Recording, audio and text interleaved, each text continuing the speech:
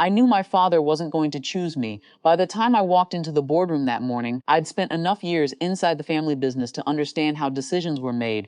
The room was full executives, department heads, board members, people who had worked with us for decades. At the front sat my father, preparing to announce who would eventually take over the company he had spent 40 years building. My sister sat beside him, confident. Prepared, she looked exactly like a future CEO should look. I took a seat near the middle of the table, not because I lacked authority, because I had never cared much about appearances. That was probably part of the problem. For nearly 15 years, I had handled the parts of the business nobody celebrated: supplier disputes, staff shortages, late-night emergencies, contract failures, operational disasters. If something broke, I fixed it. If something threatened the company, I dealt with it. Most of that work happened quietly, no presentations, no applause, just responsibility. My sister's role was different. She managed growth initiatives, investor relations, and strategic planning. She was excellent at it. This was never a story about an incompetent sibling receiving undeserved success. She earned respect. The issue was that my father only seemed to recognize work he could see. He stood. The room fell silent. I've spent a great deal of time thinking about the future. Everyone focused on him. The company needs leadership that is forward-looking, ambitious, and willing to pursue expansion. I already knew where this was heading. He turned toward my sister. A small smile appeared. Several executives exchanged knowing looks. Then came the official announcement. Applause filled the room. My sister looked emotional. My father looked proud. I clapped too, genuinely. But then he continued speaking, and that was where things changed. I've always believed leadership requires a certain hunger. His eyes drifted toward me. The room became very still. My daughter has consistently demonstrated that quality. A pause. My son has always been dependable. A few people nodded, but dependability and ambition aren't always the same thing. The words landed softly, which somehow made them hurt more. Some people are comfortable maintaining what already exists. He wasn't looking at anyone else. I needed someone willing to build what comes next.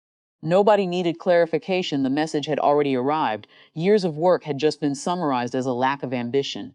I kept my expression neutral. The meeting ended shortly afterward. People congratulated my sister. Others avoided eye contact. A few executives gave me sympathetic looks that somehow felt worse. I left without saying much. Over the following weeks, I buried myself in work, not out of anger, out of habit. Then a problem surfaced.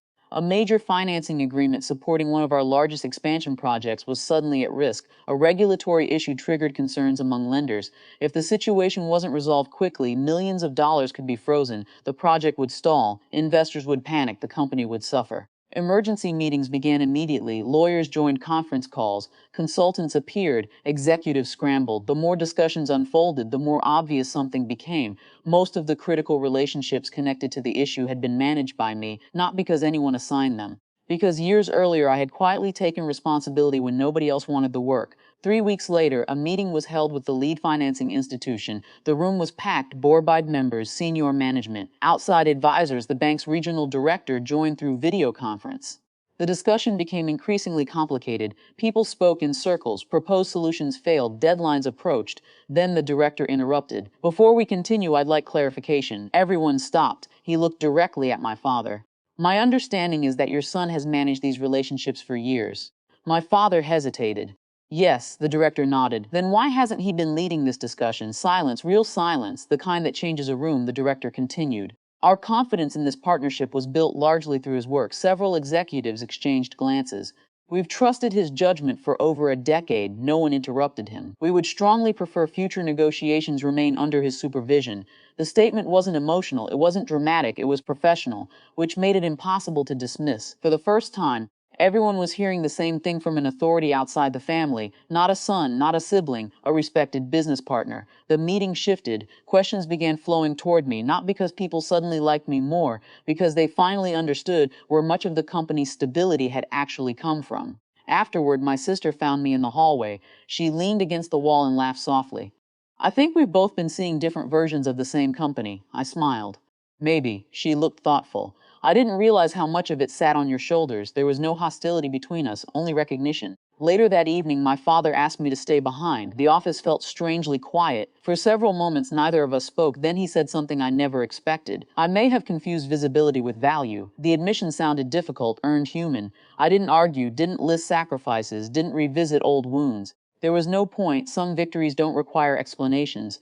Months later, my sister officially became CEO. That never changed. What changed was everything around it. People understood my role differently. My father understood it differently. Most importantly, I understood it differently. For years, I had measured my worth through recognition I wasn't receiving.